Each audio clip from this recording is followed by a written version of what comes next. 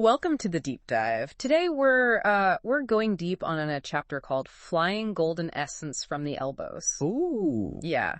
It's all about Daoist internal alchemy. Okay. This ancient practice that aims for incredible longevity, maybe even immortality. Wow. Have you ever wished you had a few extra centuries to binge watch all those shows piling up? Right. Who hasn't? Yeah. Well, immortality might be a bit of a stretch. Yeah. But this text does offer a really fascinating glimpse into how Daoists viewed the universe and our place within it. Interesting. So the text starts by describing the universe as egg-shaped, with the sun and moon spinning around like a giant cosmic wheel. It sounds pretty out there, but I'm curious, what was the significance of that imagery?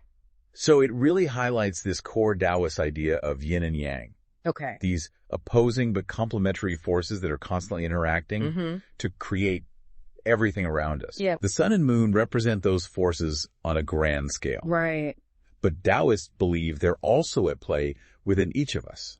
So it's not just about what's happening out there in the cosmos. It's also about what's happening in here in our bodies. We're mini universes ourselves. Exactly. And the text even gets super specific about the sun and moon's movements. Oh, really? It says they're 840 li wide. Right. Which is this ancient Chinese unit of measurement. Okay. It might seem a bit odd to us now. Yeah. But back then, it was their way of trying to understand the mechanics of the universe. It's like they were trying to map out the cosmos and our place in it. It's like those early explorers setting sail for unknown lands. Yeah. But instead of mapping the oceans, they were mapping the heavens. I like that. Yeah. And speaking of cycles, the text connects the phases of the moon. New moon, first quarter, full moon, last quarter, to the interaction of the Hun and Po. Could you explain what those are for those of us who aren't Daoist scholars? Sure. Think of the Hun as your ethereal soul. Okay. The light, airy part of you. And the Po is your corporeal soul. Okay. More connected to your physical body. Right. Daoists believe that these two souls are constantly interacting, just like yin and yang. Yeah. And that the moon's phases influence this interplay. So it's like the moon is conducting this internal dance between our different energetic aspects. That's a great way to put it. Yeah. And this is where internal alchemy comes in. Okay. Daoists believe that by harmonizing their inner energies with these cosmic rhythms, they can achieve greater health, vitality, and even potentially, though this is debated even within Taoism, immortality. Okay, so it's not just about observing these cycles, it's about actively aligning yourself with them. Exactly. Syncing up with the rhythm of the universe. Precisely. And the text makes this really clear with an analogy. It says, the rise and fall of yin and yang within heaven and earth are like the interaction of qi and fluids within the heart and kidneys. So we really are like microcosms of the universe. That's the core idea. Wow. And this brings us to one of the most intriguing parts of this chapter. Okay. The practice of flying golden essence. Now that sounds like something straight out of a fantasy novel. Right. What exactly is this golden essence, and how do you go about, flying it? Golden essence is a subtle energy that Taoists believe can be cultivated through specific techniques. Okay. We're talking postures, breathing exercises, and visualizations. Okay. And the flying part. Imagine an internal fire rising up your spine. Oh, wow. Carrying this golden essence to the Niwan Palace. Okay. Which is like the spiritual center in your brain. Interesting. According to Taoist tradition. Okay, that's some powerful imagery. It's like a mystical internal workout. Yeah. But how does this connect to the cosmic stuff we were talking about earlier? It all comes back to that idea of aligning with natural rhythms. Okay. Remember, the text stresses the importance of timing. Practitioners are encouraged to harmonize their activities with the cycles of the sun, moon, and seasons. So it's not just about doing the practice, it's about doing it at the right time. Exactly. Like catching a wave at the perfect moment. Exactly. And that attention to timing reflects a deep respect for the natural order. Okay. Taoists believe that by syncing up with these natural rhythms, we can tap into a deeper wellspring of energy and vitality.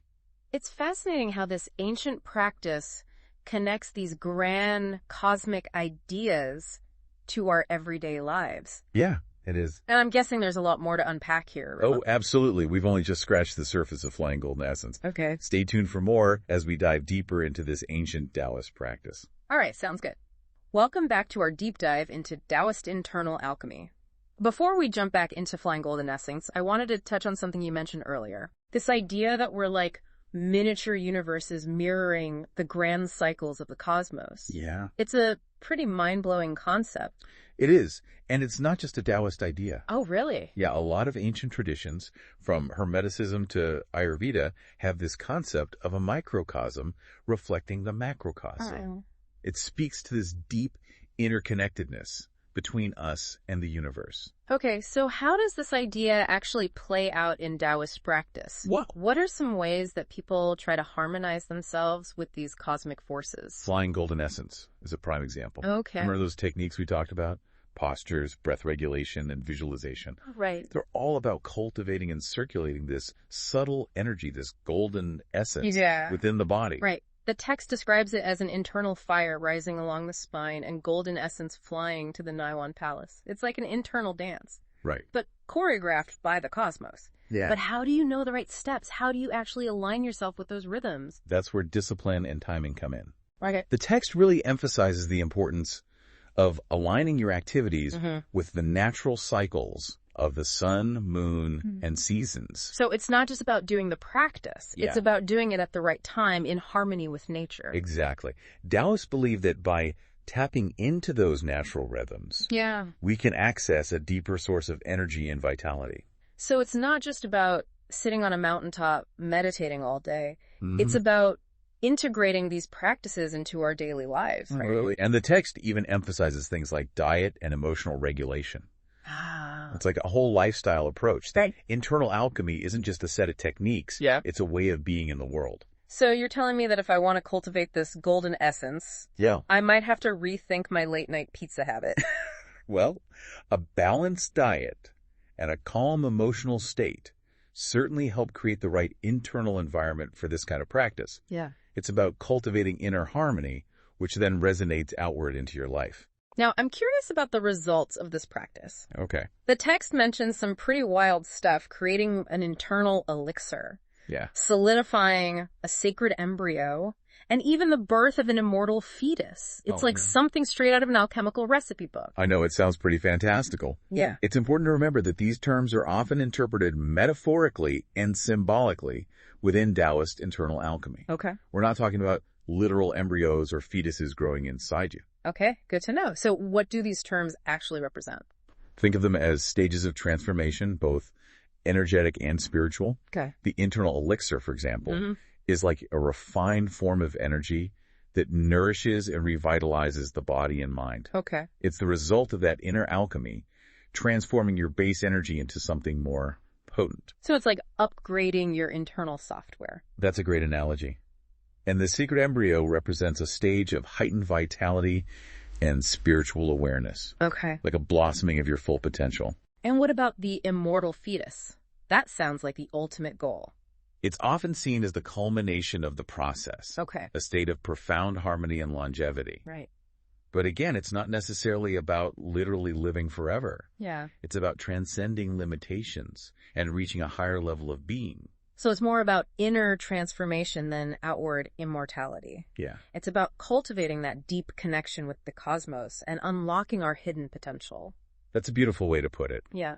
And while the full path of Taoist internal alchemy might seem daunting, I think there are valuable lessons we can all take away from it. Yeah, even if we don't adopt the specific techniques, those principles of balance, self-regulation, and alignment with nature are pretty relevant for anyone, wouldn't you say? Absolutely. And I think exploring these ancient practices can give us a fresh perspective on how we live our lives and relate to the world around us. It invites us to ask, how can we cultivate our own golden essence, both literally and metaphorically in our modern lives? That's a great question to ponder. But before we get too philosophical, I have a feeling there's more to uncover about this flying golden essence business. Oh, yeah. What else does the text have in store for us? There's still plenty to explore. Join us for part 3, where we'll delve deeper into the practice and see what other insights we can glean from this ancient Taoist text. Welcome back to the deep dive. We're wrapping up our exploration of flying golden essence from the elbows. And honestly, my brain is buzzing with all these cosmic connections and internal alchemy and all this stuff. It is a lot to take in. Yeah, it is. That's for sure. Yeah. But I think one of the key takeaways from this chapter is this importance of aligning ourselves with nature's rhythms. The text really hammers home that point. It keeps coming up. Yeah. But it's one thing to say align with nature. Right. It's another to actually do it. What does that look like in practice? Well, remember that analogy the text uses? Yeah. How the interplay of yin and yang in the universe is like the interaction of ki and fluids in our bodies. Right. We're like talking microcosms of the universe. Exactly. And just like the universe has its cycles, so do we have our own internal rhythms of activity and rest. Right. Of expansion and contraction. Okay, so how do we actually tap into those rhythms? It all seems a bit abstract. That's where the practice of flying golden essence comes in. Okay. It's about consciously directing our energy, using those postures, breathing techniques, and visualizations to harmonize our inner world with the cycles of the cosmos. So it's like we're tuning ourselves to the frequency of the universe, like finding the right station on a cosmic radio dial. I love that analogy. Sure. And the text outlines this process in 3 100-day cycles. Right. Each cycle builds upon the previous one, taking you deeper into this journey of transformation. Right. We talked about those cycles earlier, creating the internal elixir, solidifying the sacred embryo, and finally, the birth of the immortal fetus. Yeah. But what do those stages actually feel like? What's happening during those 100 days? So the first cycle is all about cultivating and refining that golden essence. Okay. It's like laying the groundwork, building a strong foundation for the journey ahead. And then the second cycle with the sacred embryo is about blossoming, realizing your potential. Exactly. It's a stage of heightened vitality and awareness. You're integrating those refined energies into your being. And then the final stage, the immortal fetus, that's about transcending limitations, reaching that ultimate state of harmony. That's the goal anyway. Yeah. It's important to remember that these are all metaphorical representations of inner transformation. Right. But the text does emphasize that this isn't a walk in the park. Yeah. It requires discipline, a balanced lifestyle, and emotional control. So no late night pizza binges if you're serious about cultivating your golden essence. Well, moderation is key. But seriously, the text highlights the importance of living in alignment. Like those Daoist principles: balance, harmony, and respect for nature's rhythms. It sounds like a pretty demanding path. It can be. But even if someone isn't ready to commit to the full Flying Golden Essence program, there are still some valuable takeaways here, right? Absolutely. Even if you don't adopt the specific techniques. Yeah. Those underlying principles are so relevant for anyone looking to live a more balanced and fulfilling life. I think that's a great point to end on.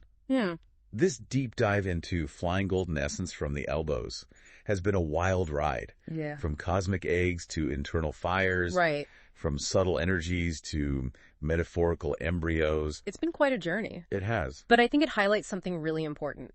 Even a seemingly obscure text like this can offer profound insights into ourselves and the universe. Absolutely.